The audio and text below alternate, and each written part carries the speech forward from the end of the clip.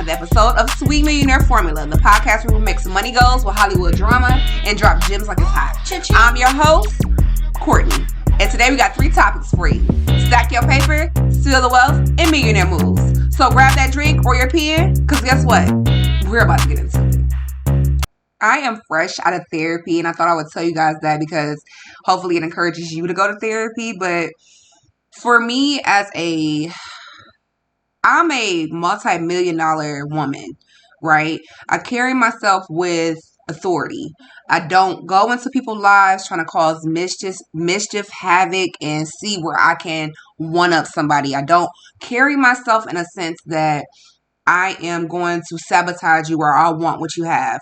I so value what I've built on my own that I would rather pour into you, give you the answers, help you, than me sitting around with a group of other people plotting. Too many times I have looked over myself this year thinking that if I show up for other people, if I, people please, and whole time trying to get approval has distracted me. But now that I'm in therapy, I'm realizing that I need to focus. That distractions are not being focused. Focus is being focused. And when I'm pouring into myself, when I'm writing in my journal, when I'm exercising regularly, all these great things, that's where I feel the highest esteem. And I just thought that it was so strange that I don't know. I'm not going to. But I just think that it's important that you do the self-work. Too many times we show up to places and we haven't done no work on ourselves in years. And when I say work on yourselves, I mean the stuff that you don't want to do, like having a therapist and going to therapy weekly, writing your journal, talking to God, reading the scripture, just praying more. And I've been earnestly seeking a new level, and I believe this year the podcast is going to really explode. I believe that I'm going to be doing interviews this year that I'm going to be like pinching myself because how did I get here? And I just want to make sure that as a Sweet Millionaire Formula community, one, that y'all following the podcast. I see y'all tuned in every week. I'm in 10 people top 10 right now. Right now, I'm in your top 10. I can see it from the schematics and the analytics, and y'all playing on my top. If you learned something from this podcast, if you've shared this podcast, please follow us, like, comment, and subscribe. But let's get into these topics. Segment 1, stack your paper. This week on Stack Your Paper, I wanted to mention that when you are getting your money, even in today's society, the way we're being forced to consume is so scary. Like, I have went into a store, and this could just be me, but I like to go into stores and really, instead of it being a trend or something that I have to stay on trend with, I like to see. I'm a planner, so it's like, okay, I have this outfit, right? And so if I'm planning to have this or these shoes or this, whatever the case, I don't like to just go off and spend $3,000. I would rather, if I could, just spend $150 and have a bomb product, shoe, purse, rather than me trying to take the whole trend, right? Does that make sense? Like biting off more than I can chew. And I feel like in this season, this is not bite off more than you can chew season. This is, you really need to stop biting, and you really need to sit up there and analyze your financial plate. 30% of your money is going here. 60% of your money is going towards rent. 30% is going towards your car note. So you mean to tell me that you can't figure out or open another savings account with another bank so that you can have your bills on auto pay? That's just what it is when it comes to being an adult. It's not that you have to, you should live below your means. You should have these accounts, your life insurance, your 401k, your Roth 401k. Because we know that with a Roth 401k, they take taxes out first instead of you getting to 65, 75, then saved $300,000. Now they're taking 50% of that in taxes. You see what I'm saying? So you want to make sure that you have a Roth IRA. But nobody wants to spend time and spend all their money continuing to buy trends. To have no plan for your money at all. That means when you go to these stores, when you go to, like, even the way that people treat you based on how they believe you're going to spend money or not spend money. I had this bad experience, but they had these dogs at this place that were like, no prices on the dogs, no information on the dogs, literally just the dogs in the cages. And, it's like these Hispanic Arabian people sitting there. And so then, we walk in and it's like, hi. I'm like, hi, I have an appointment. Oh, you have an appointment? Okay. Mind you, I've never been to these places. I've never been to no dog store or anything like that. So it's like for them to treat me um, like I was just another person. And then when after the dog visit and stuff like that, I'm like, well, how much are the dogs? They're like $4,000, $9,000. It's like, what? I didn't even get no information on no pet that I've looked at since I've been here. The first 30 minutes I've been here, nobody has introduced themselves. But y'all want me to spend $4,000? I would never. But it's like these people with these attitudes and these different nationalities. It's like they're taking what white people are doing to us, and they're simultaneously still treating us as if we're below them. And you are enjoying the rights that you have in this country because of my people. See, I will stand in the store and get real. And people don't like that because you're not just going to step here and gouge me for money and expect me to spend $4,000 on a pet and then treat my experience like it doesn't even matter. You know what I mean? And so I just feel like when you start to pull back on the spending, fuck Walmart. Like, fuck Walmart, fuck Target, fuck all these corporations. They have literally taken 50,000 jobs, 300,000 jobs from our people. The first people to go are black people. So it's no way I'm about to sit up here and shop at Walmart and spend my hard-earned check that I gotta go work for this check just for me to give it back to motherfuckers who will not even invest in DEI to make sure that black people are properly treated and working. Not just black people, all people. It's corporations like Walmart. It's corporations like Target. It's corporations like Home Depot. These are mega companies that have put money behind Donald Trump and him enforcing these laws. These people are getting fired by the hundreds and thousands of people. It's because they have created a promissory note for these companies to deliver on the promises that Donald Trump has in his administration.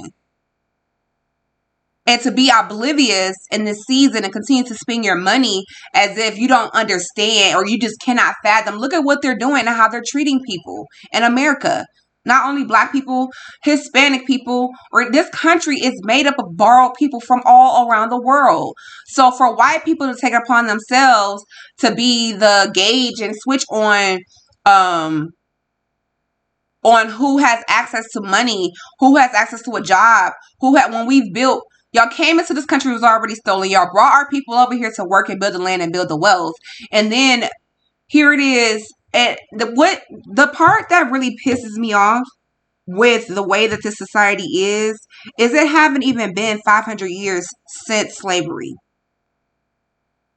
It hasn't. It's been no more. I'm talking about slavery, like 1700s slavery. We're in 2000. It's been no more than 1819, 2000, 300 years, but still in the 1700s, America was not established yet. They had Jamestown, the first state in the United States, and then by 1700s, the colonies, the founding fathers is what they would say, the Thomas Jeffersons and all these other people, the 13 of them who came together to decide that they're going to make America its own independent from Great Britain. When they decided to wage war against Great Britain, you think that it was only white people out there building this, fighting for the Revolutionary War? You couldn't possibly. These are kids, teenagers, people's teens and kids and men out there, black men out there fighting to establish this country. And you mean to tell me less than 200 years later, all the systems and opportunities and people that have come and built wealth in this country, and the only people that cannot build wealth in this country is the people who built this economy to what it is today? Fuck this corporation shit. Fuck all of it. Fuck it. I'm dead serious, because it's like these same corporations are the people that will fuck me, will leave me and my child out in the street. If I had nothing, they will leave me out in the streets. They are literally making it so. I'm from Cleveland originally, so it's like for them to have public transportation now be for private school kids, and public schools have to figure out and catch the bus. I was a child who struggled day and night, week after week. When my mom was on unemployment, I had no bus fare to get to school. And this is almost like, I'm talking about when I was like, what, 15? This is almost 17 years ago. I didn't have money then. My parents couldn't provide for me then basic $5 bus fare to get an all-day pass to and from school. I had to sell cookies and brownies and all this other stuff. I'm talking about 9th and 10th and 11th grade. I'm selling baked goods in order to have a way to school. So it's no fucking way that this country is going to continue to play me out of my money and I'm not going to be on my financials first. Consuming is fine, and I'm not saying to be, asinine, but there is no way you can continue to live and max out your credit cards and live above your means and obliviously and aloofly just wander and bobble your head over what's happening around you. Your money is important to your financial success, for your family's success, and for you to create a generation that is able to eat off of what you've created. But that's the thing. Y'all not creating nothing. Segment 2, Spill the Wealth. Now, on today's segment with Spill the Wealth, I wanted to address how celebrities are using foundations and nonprofits in order to grow their network. When I was at the hospital the other day, I guess before I started this podcast, when I would see on the wall, you know how it would be on the wall, it would be like founders, or to be like the such and such and such's foundation, or the da-da-da-da-da family foundation, right? And you'll see all of these different tiers, and you'll see other foundations that have contributed to the success of these foundations and things like that. It let me understand that even with like how Steve Harvey has his mentor foundation with his wife, how Be Good has her foundation, Beyonce, all these celebrities who are major players with success, they have companies like nonprofits and foundations that allow them to have tax breaks and allow them to control where their money is going. This system is built for business minded people who are willing to use debt to build wealth. And America has used debt to build wealth. They're indebted to man. And it's not even like I'm looking for reparations. I'm going to always be looking for my reparations because I'm a descendant of slaves. But the least that you can do in this country is... But when I think about how black people didn't even have schools a few years ago, like less than 100 years ago, we didn't even have schools where we were taught. They were coming to Daniel Hale's hospital, Providence Hospital in Chicago, learning from him, studying under him, and they would even work in the same hospital. This man performed an open heart surgery without any tools. The intelligence that we have is so intricate and it's so broad that when we allow ourselves to go into these different sectors and we allow ourselves to believe in our magic and fall in love with our passion and pursue a dream that's bigger than ourselves so that we can serve other people, that's where we have this true liberation. And I feel like it's been suppressed so badly. Like the amount that I'm a creative and I am literally stripped. Unless I have a subscription to a Netflix or things like that, it's like you don't even have access to see what black art is being created. And then it's like if you do have access, then... And there's nothing wrong with spending money for an experience. What I'm saying is the suppression that this America is trying to have, from commercials to the branding to the overtness at Walmart. They're arresting people at like a Walmart is almost like a stumping grounds for people to be arrested. Not saying that if you steal, you shouldn't be arrested, but they tried to arrest me and I didn't even steal anything. It literally was their machine. You know what I mean? And they would have put that on my record had I not stood there and fought for myself. They would have put that on my record as a thief. And I wouldn't even be eligible. I didn't know that I was going to have my bachelor's degree 2 years later. That one trip at Walmart when I wasn't even stealing could be on my record had I not stood there and fought for myself. So there is no way that you can go on and sit up here and think that you don't have the ability to fall in love with dreaming big. If you have the passion, then you can attain it. If you have the faith, then you can attain it. But attaining things in this country as a Black American, when I say it is extremely fucking hard, that it's literally, they're draining and suppressing a group of people that they're threads. We're the thread. If the America's the cloth, we're the thread that's holding it together. And we're being suppressed. And you can tell because this country is not moving no forward. They're moving so far back. They're trying to strip everybody of their rights. And this country is supposed to provide health care. You're supposed to provide food for your citizens that live here.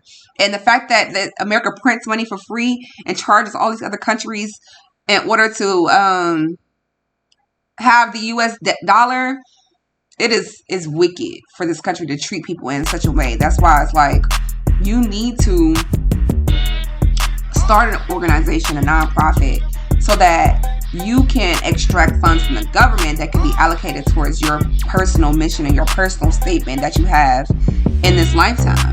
You have purpose, but you have to be able to think about who you are and value who you are so that the purpose can manifest.